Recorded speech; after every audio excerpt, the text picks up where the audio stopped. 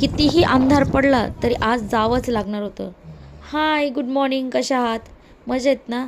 कुठे चाललंय ते विचारताय? सांगते ना. त्या अगोदर हे माझं फ्रीज बघा.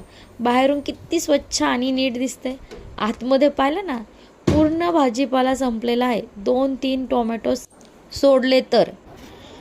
त्यासाठी आम्ही गेलो मग भाजी आणायला मार्केटमध्ये. तिथून मार्केटमधून भाजी घेतली. पण ही पहा कोथिंबीर.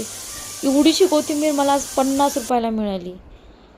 कोथिंबीरचा विचार करता करता भाजी खराब व्हायची बाकीची, त्यामुळे मी पटकन भाजी घेतली आणि फ्रीजमध्ये टाकली.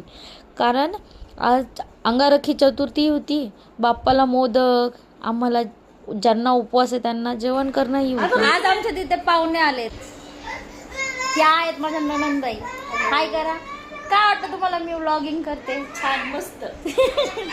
ऑल द बेस्ट बोला. नणंदबाई लाजल्या वाटतं. एवढ्या अंधाराचा आम्ही चाललो आहोत श्रीजाच्या मैत्रिणीच्या बर्थडेला. हे बा, मुलांचा किती गोंधळ चाललाय.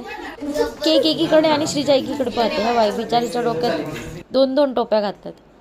नंतर मस्त गणपती बाप्पाला मोदक केले आणि आम्ही जेवायला घेतलं. मस्त आमरस चपातीचा बेत होता.